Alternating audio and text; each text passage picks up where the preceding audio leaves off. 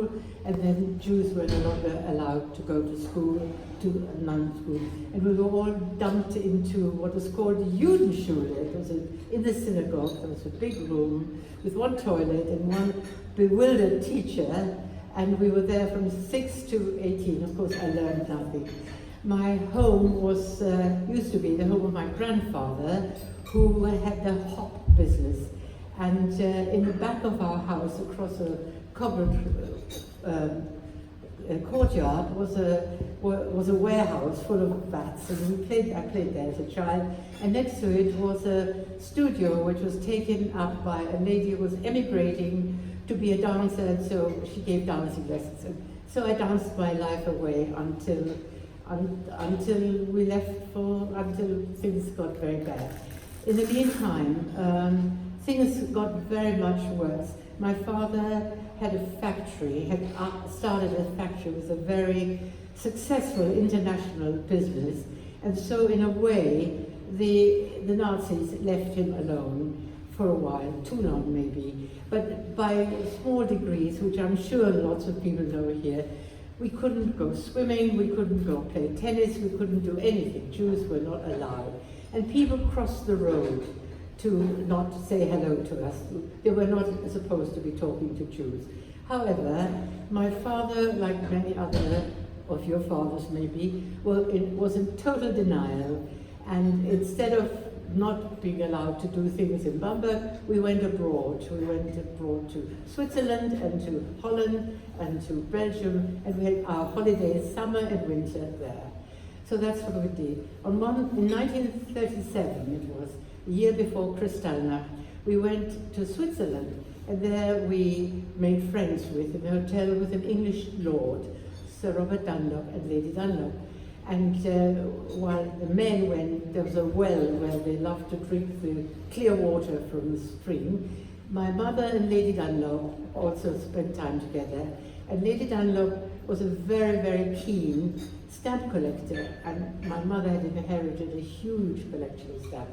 Sir Robert told my father, in no uncertain terms, that he was very foolish to go back to take his family back to Germany, and he should leave because things were looking very bad. My father was in denial. In the meantime, Lady Dunlop said to my mother, if things go really bad, just send me one stamp. It was called the Black Bavarian, a very, very rare, very expensive stamp, and we will help you where we can. Well, sure enough, a year later, this was summer of 1937, 1938 was the night that my father was arrested, and the synagogue was dynamited, and things changed completely. And in fact, that's what my father did. My mother did. She sent the stamp in an envelope to Lady Dunlop, and things got underway, and that's how we were able to save ourselves. The time after that was awful. I'm sure you all have memories of my brother, older brother, my older sister were sent abroad to boarding school, and I stayed at home, and we just waited. We were not allowed to have servants who were under the age of 40 or 50, and so my mother, we were well provided for by other men. We had a butler man who was very helpful. On the balcony at night, I remember the housekeeper standing in front of the balcony with her hand up, because opposite us lived the Gestapo chief, and the army, the soldiers marched past. And the music, I still hear it in my ears, the martial music. I still love martial music. So this is quite extraordinary.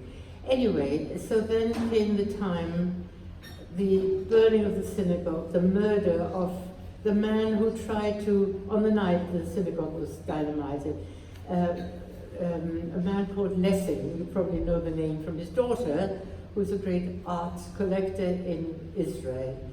He tried to save the holy scripts of the synagogue, and of course he was beaten to death in the street. Things got very, very bad. Anyway, we got our papers eventually, to make a long and unpleasant story short. And we, on the way to the station on the night we left, we said goodbye to my grandmother, I've forgotten about my grandmother, who was very kosher and very, she and her late husband, my grandfather, who I didn't know, had set up an orphanage for Christian and Jewish children. She was a wonderful lady, and she was very kosher. She used to bring her own food to our table because we weren't kosher enough. Anyway, we said goodbye to her on the way to the station, and it's something that none of us would ever forget, because I knew as a child of 8 that she knew and I knew that we would never see each other again.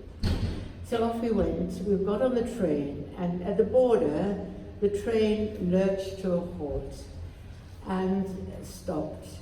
And you could hear the Gestapo people in the street saying, "Jews out, Juden raus." You could see everybody going out of the car, out of the train. And at that moment, my nose started bleeding, pouring blood out, and over all of my body, and my white socks that I had. And the carriage doors flung open, a Gestapo man was there. And he just looked, and he closed the door, and 5 minutes later, he came back with a cushion to put behind my back. And the train moved on, and we moved out. And the rest of the people, the children, were left on the platform. So off we went to Holland, where we met our family friends, and had a very nice time there. And it was May 1939, and then we crossed the boat, we came to London we picked up my brother and sister at the school in Kent. They'd been taken in Kent, and we came and we settled on Fitzjohn's Avenue, number 38, which was a boarding house. And I remember looking through the window there, and somebody said that Dr. Freud is living over there. He's also left Germany, or he left Vienna. So anyway, that was my first feeling about England, and the horses with the clattering up with the bottles going up and down Fitzjohn's Avenue. Anyway, then war broke out. It was a very anxious time. My father and his brother were allowed to settle in England in order to start a factory in Tyneside, which was a deprived area. Deprived in the sense it was the end of the Depression in this country, and giving work was vital to allow Jews in. So that's where he was trying to find materials and equipment for his factory with his brother. And my sister and I were evacuated. It was, war broke out, the sirens rang, and we walked down to a Swiss cottage where all the children had been gathered together with gas masks, and we were put on the train, and we were sent to Langley. Langley was an unhappy situation because we were boarded with 2 horrible spinsters who didn't particularly like us, and there was no running water. It was horrible. Anyway, after 3 months of that, we went home to Newcastle, and that's where life started in Newcastle. My father started his factory, and I went to the local school, and my sister went to the local school, and my brother went to work in the factory, and that was in 1939. And then this went on for about a year, and then on the 12th of May, 1941, you know all the bad things that happened in the world at that time, all the politics and invasion. But on the 12th of May, my father, who had escaped Dachau, was arrested by the local police to be interned. Many of you and your fathers were interned, I'm sure, right? Anyway, so they came very elegantly. They said they would disappear, and my father could come out by the back door so the neighbors wouldn't see. So off he went, and he then went first to Huyton, I think in Liverpool, until they knew what they were going to do with the men. And from then on, he was interned for a year in the Isle of Man. My mother and my sister and I, my brother was also interned, of course. My sister and I, and my mother, were forced to leave Tyneside because of proximity to the sea. I don't know if that's the experience of other people here. We were too near the sea in Newcastle, and we had to come. So we came back to London, and we lived a sort of a refugee life in London with fellow refugees around the Cosmo, and we had to go every day to sign up at the police station to say that we're not absconding, and so that's what we did. And then I'm not sure if I went to school. I don't think I went to school. We just went around London. My cousin was also here. Then my aunts went to Keswick. Oh no, then we were bombed out, that's right. We lived on number 38 again. There was a shelter in the garden, a special garden. Yes, yes. And the bombs were falling, and you could hear, I don't know if I can describe to you, how the bombers, there was the buzz. You remember it? Oh, that was the V-bombs. The V-bombs, actually. Yes. The bars. The rockets. No, it was before the rockets. It was an ordinary bomber. And then it stopped, and you didn't know where it was going to fall. Do you remember that a bit or? I remember it very well. So we rushed out, we crossed the road, and of course Fitzgerald's Avenue was badly damaged. We could never go back, couldn't go back. So we went to a shelter, they were nearly bombed out there again. And then we went to Arkwright Road to the library. We spent a few nights in the library. And then my mother decided we would go to join my aunt in Keswick, where it was safe at least. So we went to Keswick, and my mother became a cleaning lady, and I was sent to school, but it was horrible because they said I was very German, and they had little white mice, and they used to stick them down my neck. Anyway, I couldn't speak English very well.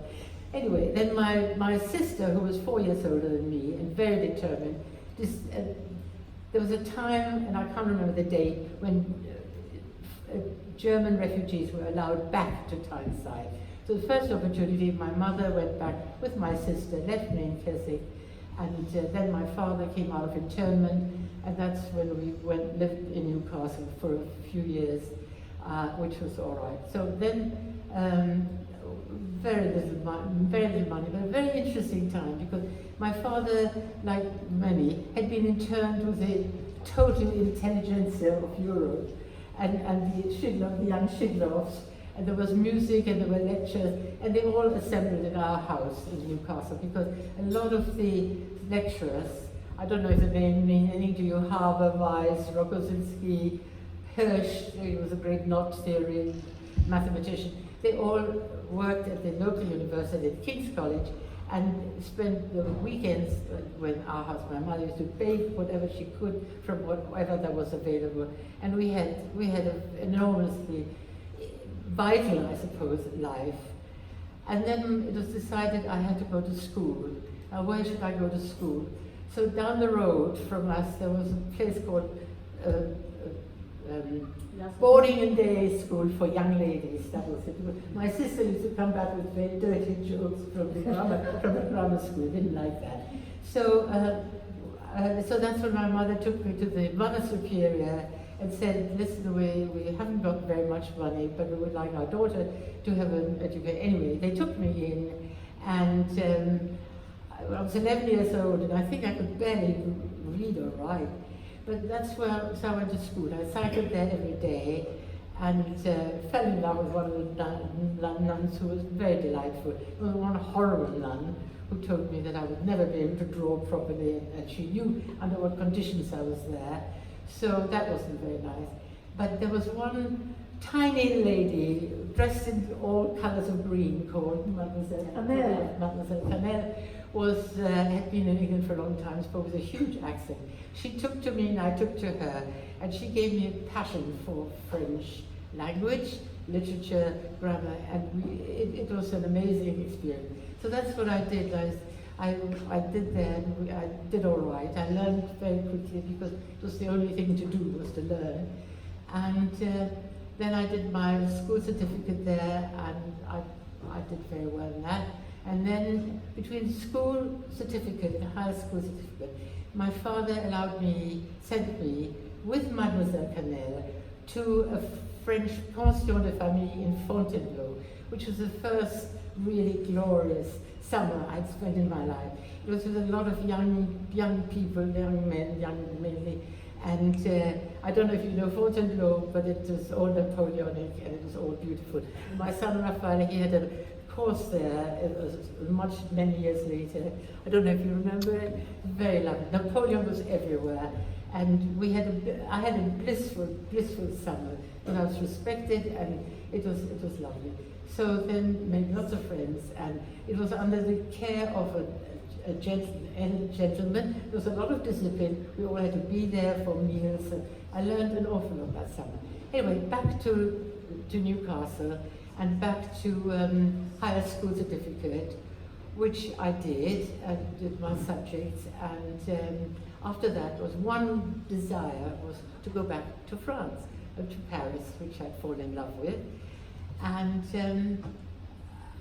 so again I found an advertisement that two titled ladies wanted au pair to teach their little girls in Saint-Briac in Brittany, to teach them French. So my father, to teach them English.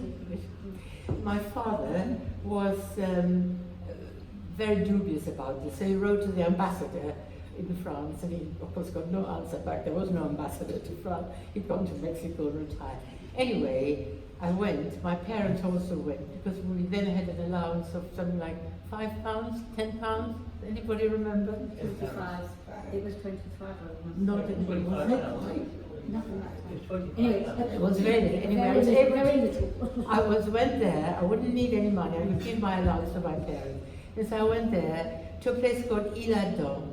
Isle-Adam was, is north of Paris, and it was a beautiful stately home, and with iron gates, and a very autocratic lady who asked me to come down to be interviewed, and she was eating her croissant or whatever she was eating, and looked at me, and when she heard of my background, she didn't like that at all. And I thought, oh, I want to run away from here, get away. But I didn't. I walked around the park, it was a park, and I saw there was a tomb of her husband's name, Grandjean, who had been killed by the Germans. And I thought, I can't run away from this. So anyway, I went with her, we drove down to Saint-Briac. Saint-Briac is in Brittany, and there were two little girls who were very sweet, and we had a nice routine. They were very haughty and very autocratic and very down-looking, really. And you know, I was sort of the higher person there. But we went around all the local castles, the local gentry, who were very proud to show us their wine cellars, which they'd saved from the Nazis, from the German invasion. And that was very, very nice. The summer passed, the sea was lovely, and Brittany was lovely. And then at the end of summer, I got a little blue envelope, and which when I opened, it read that I'd been awarded a state scholarship, of which was quite extraordinary, really, quite amazing, and because there weren't that many in England. And also then I had a letter, that was from my brother, and they must have asked me, the ladies, what it was, and I told them. So they took me to the local hotel where the uncle of one of the ladies, who was the Duc de Montmorency, who was the Constable of France, very high up, and he stopped the entire proceedings, and he said, I must announce to you that the state of England has awarded this. Anyway, it was quite funny. You're supposed to be laughing at this. But, so that was sort of state scholarship. State scholarship at that time meant that they would pay for my university education and a grant. So that's what happened then. I went back to England, and my father wrote me a lovely letter, my mother wrote me a letter, and my mother superior wrote me a letter from the convent, say that they had a day of it was the year of the canonization of their patron saints. And so in their honor, in his honor, they had a free day in my honor. Still today they had it. So that was that. So then what to do, where to go and how to go. So that was the opening of my life really. And You went to King's College, Durham, isn't it? Durham University. Yes. And then once you'd completed your degree, you actually went back to France, I think, didn't you? That was intercalating after 2 years. Yes. I have to say a little bit about the faculty. The faculty of French. You don't want to hear about Professor Girdlestone? Anybody know? You became very friendly with him and his daughter. No, but he was a very learned. He was a very wonderful section of they were all musicians. Professor Girdlestone was a scholar. If anybody knows about music, and he wrote the first book on Mozart piano concertos, and Mr. Sackling, who wrote about Rameau, it was a very highly, I don't want to say intellectual, but it was culture. It was a very cultured time. And it was a very international time because it had a faculty of marine engineering and naval architecture. So people came from Egypt and from Greece, a lot of Greek friends, and from everywhere to study marine engineering. Right, intercalating. Then I went to, then after 2 years, if you're doing an honours course, you had to go to the country of where you were studying about. So they had a system whereby you spoke English with girls in the school for 3 afternoons a week, which they paid you, and you could do your own study. I had to prepare a thesis, a dissertation, on which I chose to, on Jean-Paul Sartre. And I stayed in the Cité Universitaire, which is a group of residences on one boulevard on the south of Paris, where every country has its own national students' residence. 35% French and the rest local. There were Spaniards and Italians and French, everybody. So that's where I stayed, and we made lots of friends, and went twice a week. I went to teach the girls. And I was going to do a dissertation on Jean-Paul Sartre's existentialism, which I had got very involved with. And so I went to the Sorbonne to sign up with the Sorbonne, which I did, to go to the lectures of a very famous philosopher called Jean Val, and Jean-Paul Sartre, but the Orthodox University, Sorbonne, did not allow Sartre. Does everyone know that? It did not allow anyone Orthodox. So that was outside. That was in the Café Flore in Saint-Germain. He held court after he lectured. The lectures were fantastic. His answers were amazing. And then afterwards he held court in this restaurant. And I see it now, the mahogany table, drinking black coffee and answering questions when he thought they were intelligent enough, which I'm not sure what I did. Anyway, so that was that. When Paris was a revelation this was 1950. It was amazing. There were all the American jazz musicians. There were the great, the musicians, the classical musicians who came over. And the theatre was amazing. The little theatres in France, you could go everywhere. And the French had this enlightened theory of the jeunesse musicale. Do you know about that? If you were inscribed in any learning institution, you could go either for free or for very little to any show in Paris. And that's what we did. We used to walk home at night, 4 o'clock in the morning, from everything, right? I went back to Newcastle after that and settled down and did my degree very disappointingly. I got a 2-2 because I got very unsettled in Paris. And then went back to Paris, did I? Went back to Paris. You went back to Paris, but eventually then you went to Israel. I went back to Paris to finish my doctorate, to finish a master's on the troubadours, which my professor had suggested to me. The troubadours. So that's worth talking about. The troubadours, it was amazing to put your hands on medieval documents and literature in the Bibliothèque Nationale. But to get one of these documents, you had to go in the morning and you had to wait. And there were men in grey. They were the They were the pensioners. No, they were the guerre. They were the anciens de la guerre. They were, what do you call veterans? Veterans. The veterans, a great captain. And it took forever and a day to get out these documents. And Troubadour lyric, which enchanted me at first, it was lovely and charming and beautiful. And I thought, this is ridiculous. So anyway, one day I walked down the Avenue de l'Opéra and I saw a beautiful poster with the deserts, and that was Israel. And I thought, I must go to Israel. So that's what I did. I had a friend who, Helena Nuri, whose father was somebody in Israel. She advised me to go where to go in Israel. So that's what I did. I packed up myself from Paris.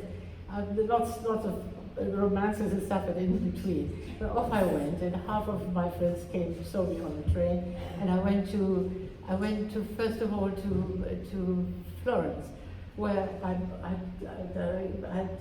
contacted a major pneumonia, of course. And so there were boys on the train who said, there's a lady, Signora Morandi, she likes English students, and she will look out for you. And she did. She saved my life, actually. I got to Mississippi and so on. Then I took a train to Genoa and got on a boat. The boat was a rickety old thing. And really, it was a very sad boat, because it was one that had transported a lot of the Jews who had been saved from camps and from Cyprus. It was before, we're talking about before independence of Israel. Before it was 14. Yes, 49, maybe before the, no. 44, Exodus. No, 50, it was after independence.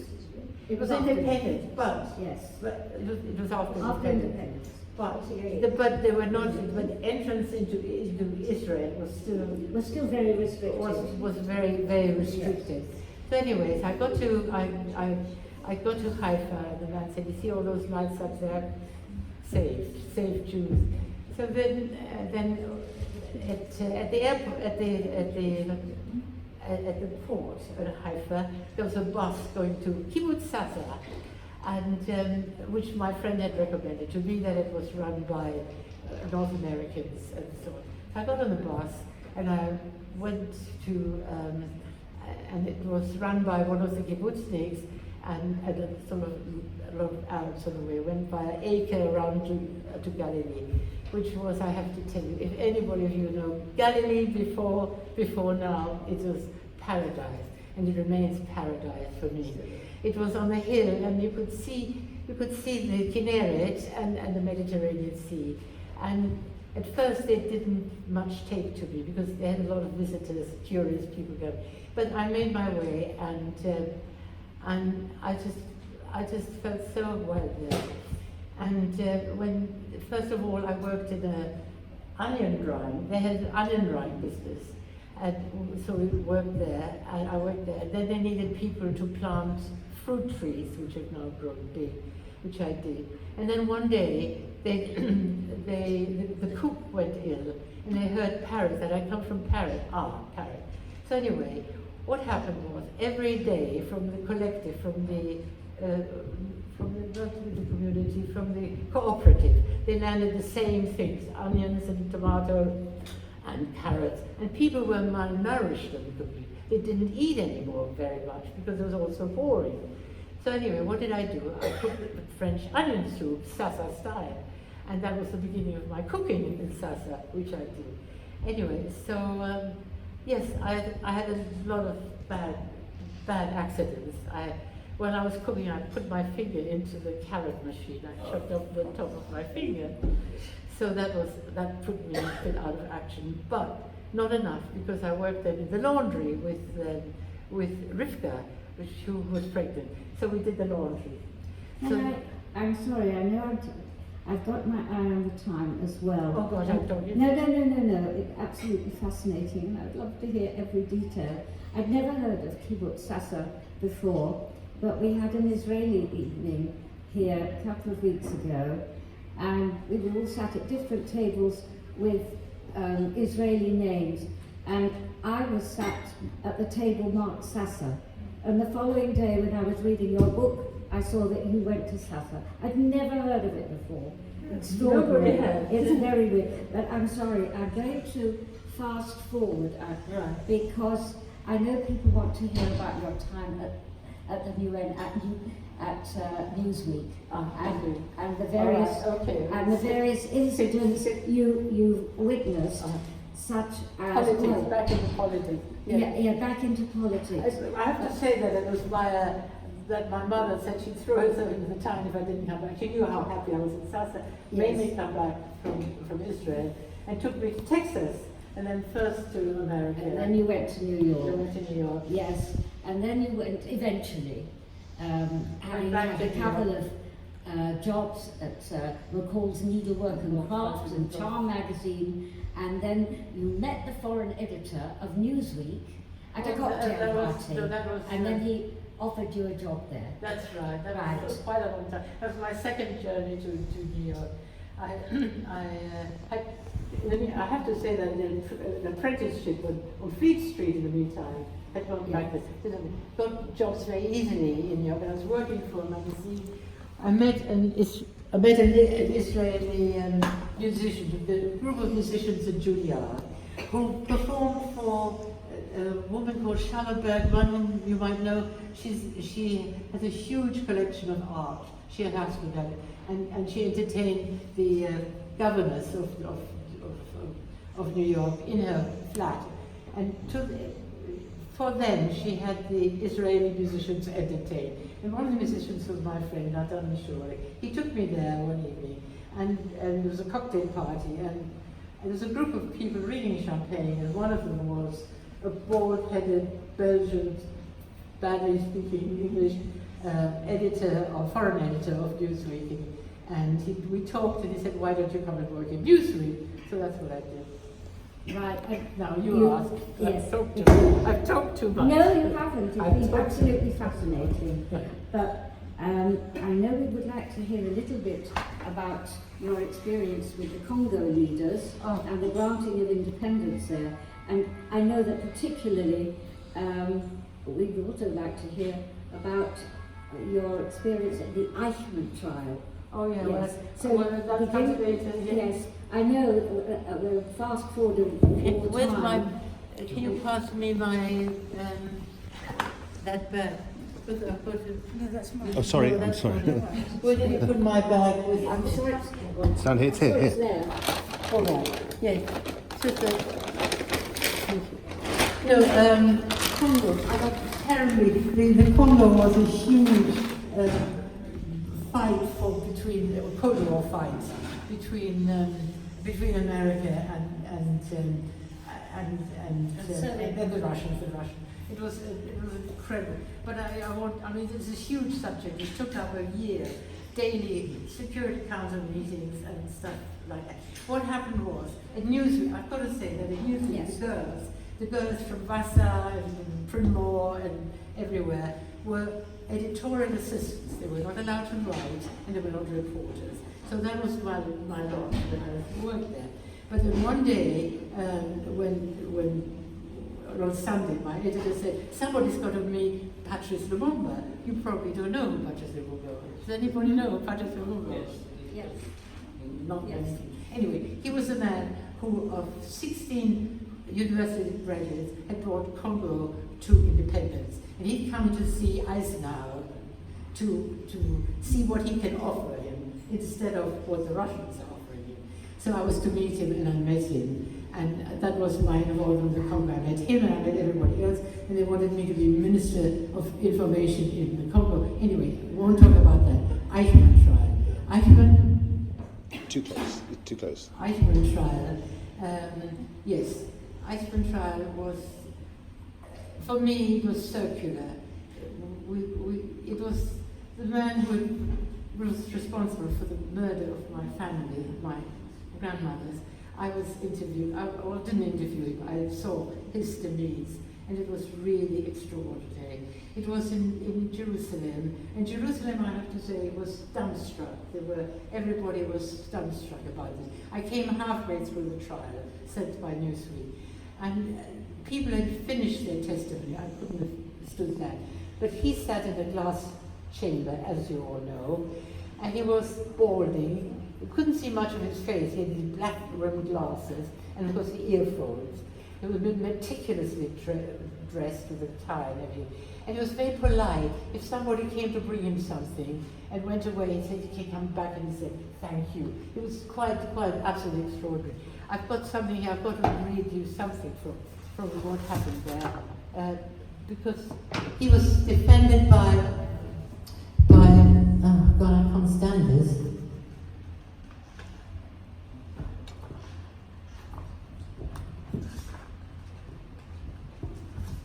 He was defended by a man called Servatius, who was a German, and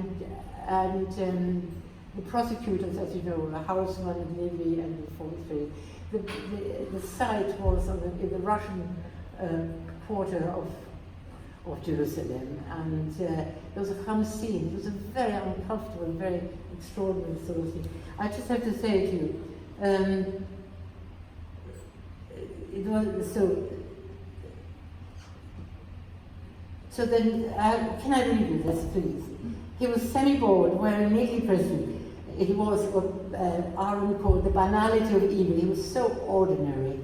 Very little of his face appeared. I've said that his mouth was working all the time, and his tongue kept roaring around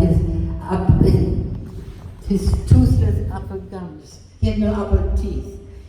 Speaking into the microphone in a voice chillingly accentuated like Hitler's, he placed his hand on the New Testament. There were gasps in the court. What's happening? You're too there? close. Take the microphone away from your mouth, that's it. There were gasps in the court when he elected to swear by God. Was it to the God in the Psalm of David, to whom vengeance belongs? But incredibly, by God he swore, repeating after his counsel, Robert Servatius, ich schwöre zu sagen die Wahrheit, die ganze Wahrheit und nichts als die Wahrheit. So wahr mir Gott. The truth, the whole truth, nothing but the truth, so help me God. The God of the Jews was his pride, and by the spirit of my grandmothers, who had also invoked God on their way to the gas chambers. So then, what's to say? I can't explain to you what it was to be hearing him making his defense, and that he was only following orders and so on. Well, you know what happened. He was charged, and there was an appeal to the president, which he failed, and then he was hanged, and his body was cremated, and the dust was thrown over the sea, so that there would be no. Right. Yes. Back to. Well, then that was also part of the Cold War and what was happening in Cuba as well, and the Day of Pigs and the Cuban Missile Crisis. When I came back they sent me to Ivory Coast celebration. When I came back, the Bay of Pigs had taken place. Now, I don't know if you know about the Bay of Pigs. Bay of Pigs was the Cuban exiles in Texas. Cuban exiles had decided they were going to reclaim their country. And I was 1960, 61. Yeah. So they were going to reclaim, and they trained. And the government officially had nothing to do with it at all. So they invaded the Bay of Pigs, which was somewhere in Cuba, which I don't know about. They failed, and they were all imprisoned. They were all taken prisoner. Now the question was to get them back. And somehow, through devious ways, because it was supposed to have been the Cubans who had organized this invasion of Cuba, because the government, by this time it was Kennedy. Kennedy had taken over from Eisenhower. Kennedy didn't want to be embroiled with this at all. So there was a devious way of sending a man called John Donovan with some tracts in exchange for this, given by private people, in exchange for the prisoners who had not been shot. Well, who was to go? I was the Cuban ambassador in the UN, I got a visa. It's all very complicated, but I was the only one. No American would get a visa to go. So that's how they used me. And so I went to Miami and waited there and waited. And John Donovan came and it hadn't worked, and Castro kept on upping his price. And so it didn't work. But while I was sitting in Miami, I went to the baths, which journalists always do, and there was an underground passage with one man called Raul Gonzalez, I remember his name. He took me and he gave me all the information of what was happening in Cuba. And he told me that the times are very, very difficult. Castro's playing a different game, right? So then I've got a list there. Hang on. What was happening in Cuba was there were 300,000 Cuban soldiers under the command of Russian generals. These documents for 87 ships docking in Cuban ports, unloading strategic nuclear missiles, including 2 consignments, medium-range ballistic missiles installed on 9 sites with a range of 2,500 miles, and Arthur reported, and so on. In every detail, I wrote this to my editor, and went on a holiday. And then that was in October 1962. So then off I went to New York. I'd met my future husband by this time. We missed out all the exciting bits, but anyway. Cecil was at Harvard. He was anyway, I wrote to him what was happening and that I was coming back. Anyway, he came down from Harvard and we were going to have a poker game with a friend. It was on the 26th of October, if I remember. Anyway, so we came out of our office and there was a big notice that Kennedy had a huge announcement to make, and they announced at 7 o'clock this evening. And at 7 o'clock that evening, he gave this announcement. And I was a bit flabbergasted. I called my editor. By this time, he changed editor to Arnold Borgraf again. And I said, but it's all in the files. I wrote all this to you. So then there was great recrimination, and my status was changed, and my salary was increased, and I got a title of UN Bureau Chief, etc. And that was that. But left out all the excitement of, left out a lot of, what do you want to ask?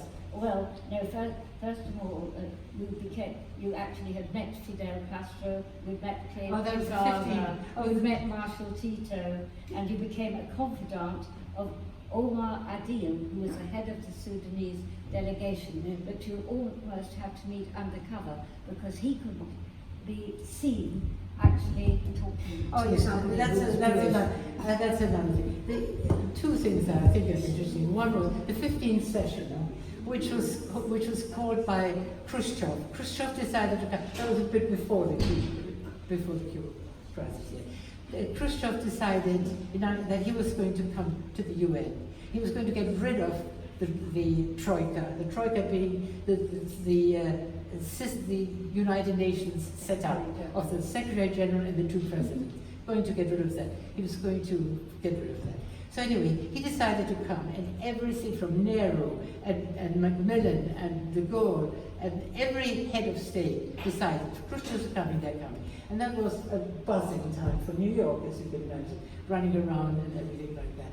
So Castro came, but poor Castro claimed he didn't have any money, so he had to feed his delegation on chickens, live chickens. You heard about that, I'm sure? No, in this country, no. He lived in a hotel downtown Manhattan, and he fed his men with live chickens. He had to kill them first. So the big ruckus about it, and they decided to move him to Harlem, to the Hotel Teresa in Harlem, where I interviewed him. That was that one. But before then, you didn't say that I translated for the president of the Congo at the corner of Harlem. It was when Lumumba came, before this happened. Patrice Lumumba came with the president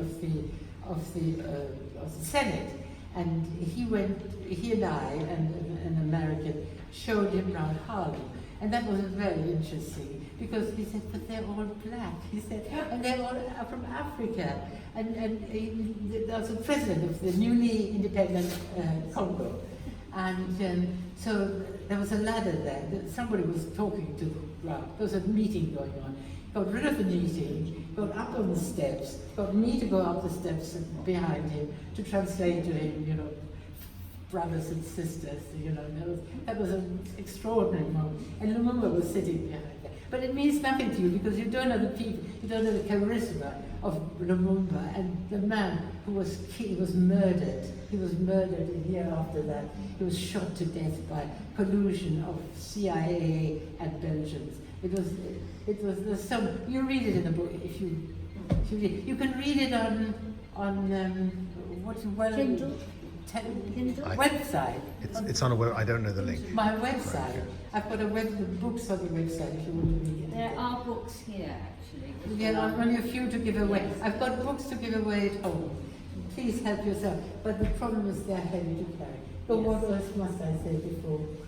Well, I was fascinated. You referred to the troika, you know, that ought to be set up at the United Nations, and instead of, Dag Hammarskjöld was to be one of them, and then there were moves that, in fact, there was not to be a troika. That vote was passed, the resolution was passed at the UN, and this is when Khrushchev got up, and I mean, it became Took off his news. shoes, Yes. banged it on the table. Was none of this known in England to anyone in very my much generation? So. Yeah. Very much so. I remember it very well. I don't see any nods. No, no. But I remember it. Well, I was sitting there day and night, the Security Council and everything, and that was unbelievable. And Hammarskjöld, Dag Hammarskjöld, who was a gentleman like no other, he had decided to hand in his resignation. And in the middle of all this, I was in the press gallery. I see him walking out and going towards the lifts, going up to the 38th floor. And I ran after him, and my cameraman, my photographer, came with me, and we took a photograph of him, which I've got here to show you, which went around the world. And he came back and he did not resign. He also was murdered. He was murdered a year later. I actually reported on 3 assassinations: Hammarskjöld, Lumumba, and Kennedy, and Malcolm X, but that was after. 3 assassinations. Well, did I leave anyone out? No. Not as far as I know. That was enough. Yes. Was enough. Yes. Lily, I'm very sorry because we have to draw the proceedings to a close, which is such a shame. That's all right, it's all in here. There is so much in the book. I talked so must say bad. I'm sorry, I it's didn't have beautifully stamina written. around. And there are lots of juicy adventures as well, to which no reference has been made at all, nor have I asked any questions. I've tried to keep to the political scene and to your early life. To my daughter about the subject. Oh, right. So, call upon Jill. And there are photos here illustrating actually some of the incidents to which Lili has referred in her talk. But it's a pleasure to ask Jill to propose our vote of thanks. Thank you very much. You've been more than gracious because I'm really terrified. Lily, you told me you were terrified when I first met you. I can't believe, having given that inspiring and charismatic talk, that there is a fearful bone in your body. You seem to have survived so much, and survived because you pushed forward despite all the difficulties, and landed up in the right place at the right time, Just driven. and met the most amazing people. Unlike Valerie, I will also read the political part of your book, but the juicy ones I'm looking forward to as well.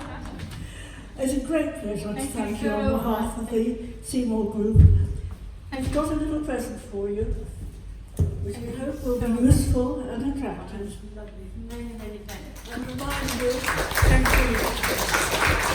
And a reminder of a time spent at West London Synagogue. Thank you To very which much. we I will come very very much look often. forward to that. And thank you so much for listening to what must be a little bit, I don't know, different. Well, that's why we enjoy listening. Well, I don't know, but it's Can I call on Shirley, who wants to announce our next programme? We're taking a holiday in August,